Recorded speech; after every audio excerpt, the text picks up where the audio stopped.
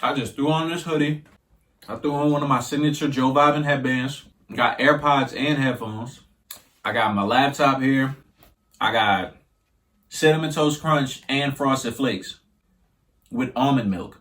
Holla at me. Doja Cat!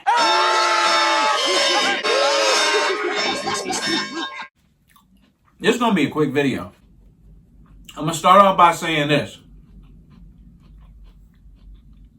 I do not agree with cancel culture.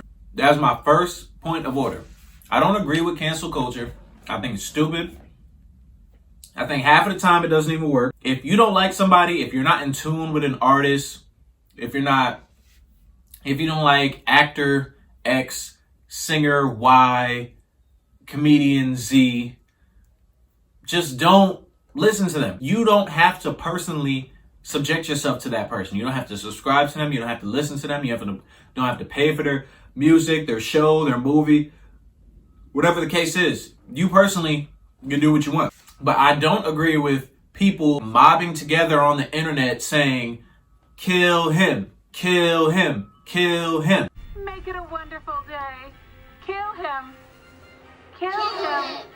Kill him. Kill him. Kill him. Kill him.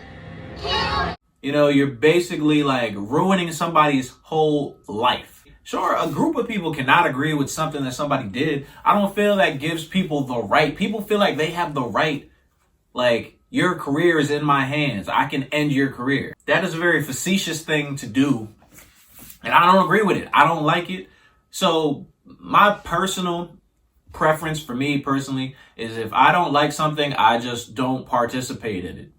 But I'm not going to tell all my friends to band together and we're going to go heckle this person on the internet and post things and tell people stop listening to this person. The jokes are funny. You know, the memes are funny when somebody's getting canceled. It's always funny. I'm here for a good joke. I love jokes. Okay, I could go jokes all day. But when we're actually getting down to it, canceling people is stupid. And just don't listen to it. That's it. You don't have to, it doesn't have to be a group project. It doesn't have to be a collaborative. You don't have to get the village and grab your pitchforks and go chase the ogre out of town. With that being said, Doja Cat, Doja Kitty, Doja Girl, Doja Cow, Doja Moo, Doja, can't you see? Your words at a point in time used to hypnotize me. So I'm not gonna go over everything that happened. You guys know what happened if you're clicking on this video. This is just my opinions on it. This is a podcast. This is my channel. This is just my opinions on the subject. So Doja Cat, you know, she's racist. Allegedly, she got called out for being a racist. Self-hate. Let's cut to a clip. Doja. So easy and loose. Let's go to the end. And only two syllables. Yes, Daddy. Oh, Yeah. Her shirt reminds me of a baby duck. Suck my dick, nigger. Her shirt reminds me of a baby duck. Suck my dick, nigger. Her shirt is Suck my dick, nigger. Suck my dick, nigger. like a Oh my god. I'm sorry, my lady Dallas. What does that remind you of? So basically, she put out a statement a couple days ago, or a day or so ago, and the statement was on her Instagram, and it was basically a formulaic statement. And she even said that, you know, her and her team basically put this statement together, and it was the kind of statement that you typically make for your brands, for your public persona, your brand. This is the statement that you put out. If she was a corporation, if she was Nike, this would be the public statement that Nike has to put out so they can still collaborate with people that they collaborate with and not lose their endorsements. And that's what this was. This was a statement so she cannot lose whatever endorsements or business ventures that she had going on. It was a terrible apology.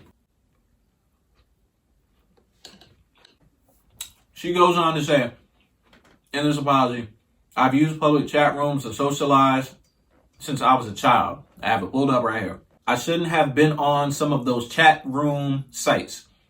I personally have never been involved in any racist conversations. I'm sorry to everyone that I offended. That's a lie. From what I gathered from this apology is that she's like, oh my God, I'm sorry that you guys caught me doing something that I wanted to do. I don't think people should say sorry if they're not sorry. I don't feel like you should apologize if you're not actually sorry. Why apologize? Why? Why? Like, what does that do? It makes you look worse because the apology is not heartfelt. People don't feel it. I don't feel this apology. So therefore, I'm sure if I don't feel it, and I'm not even that offended personally by what happened. I don't care personally.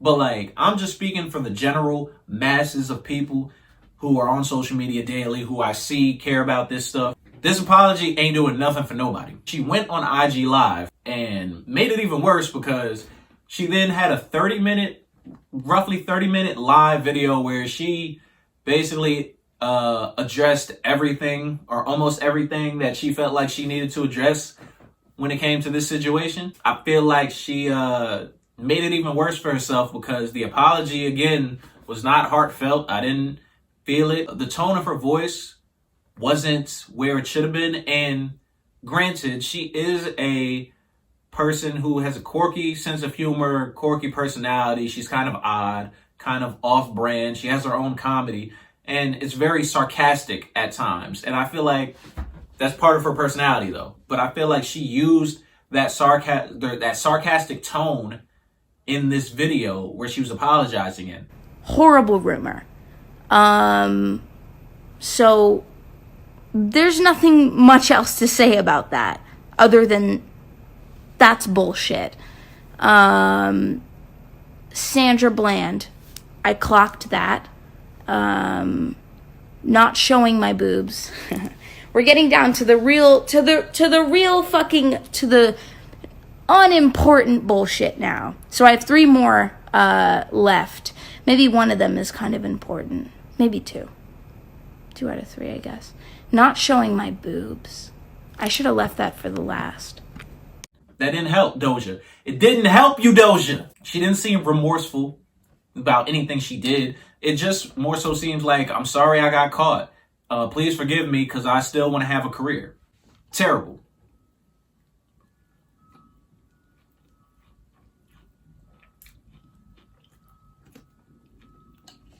I personally don't think that she's sorry about what she did. She didn't even get no tears out there. Like, she didn't even drop a little tear. Her eyes didn't even water up. Like, she really just sitting there, like, with a sarcastic voice, trying to, like, downplay it almost. The way she was talking about it, almost like she's downplaying the subject matter, like people don't care about it. To me, whatever. I don't care. Like, I personally do not care about what she does in her life, what she does with her personal time. Because truth be told, I can separate the content that somebody puts out from the person. I don't have to subscribe to the person to enjoy the content.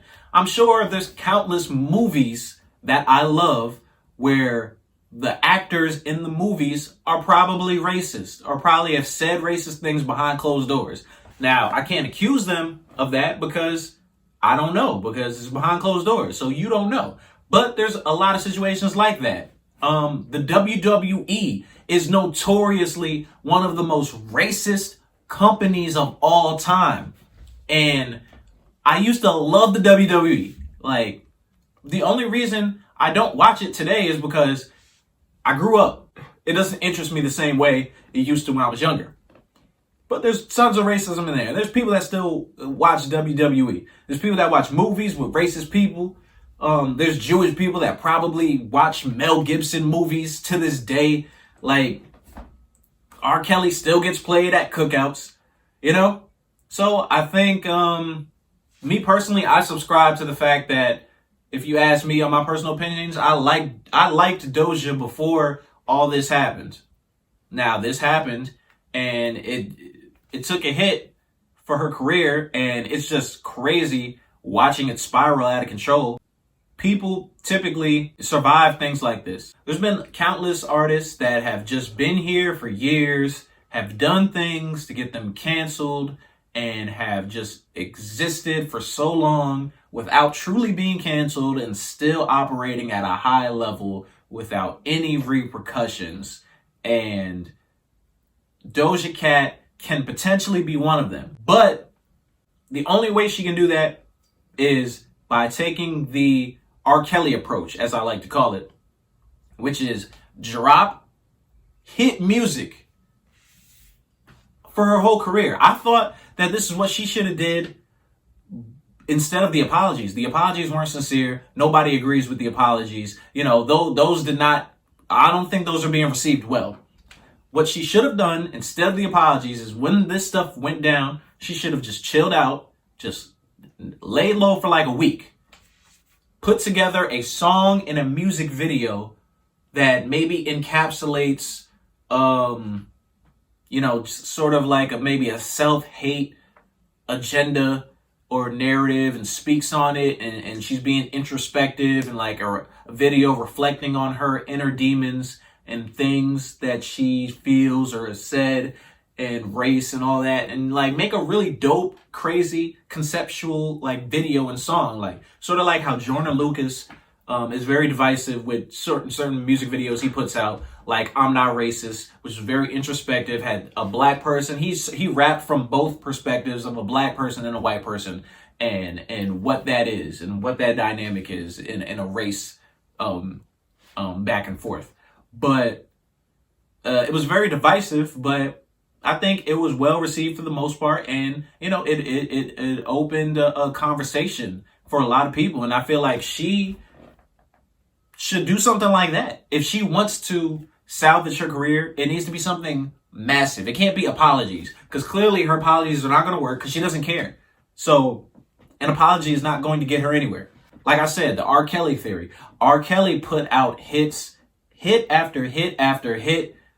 He's been in trouble since 1996. He's been accused of the things that he's accused of now, or been convicted of now. He was accused of those same things in like 1996. But when people would start getting on him, getting suspicious, he would drop Bump and Grind. Then he would drop I Believe I Can Fly. Then people would start getting more suspicious. He would drop Ignition. Then people start getting more suspicious. Trapped in the Closet. You know what I mean? Like, he would just drop hits that are so massive, it takes people's mind. Because people are, social media is, one thing is here today, gone tomorrow. People are so one-track minded and so like short attention spanned that, you know, something like this about Doja Cat could blow over in like a month. There's countless things that have happened that have blown over because the person didn't address it. It went away, and then they're still out here functioning. So I feel like she could do that herself, but she chose this route. I don't know what to say though. Doja, get it together, little baby. She's a terrible Libra, by the way. Terrible Libra woman. 0 out of 10. Would not recommend her to anybody who likes Libra women, because she's just terrible. This video is not to make fun of Doja Cat. It is not to belittle the situation at hand, because I understand the severity of what she did, as far as, you know, her being a public figure, her having a fan base of maybe younger girls or younger people in general who look up to her, and for this stuff to come out, not a good look in the public eye. But yeah.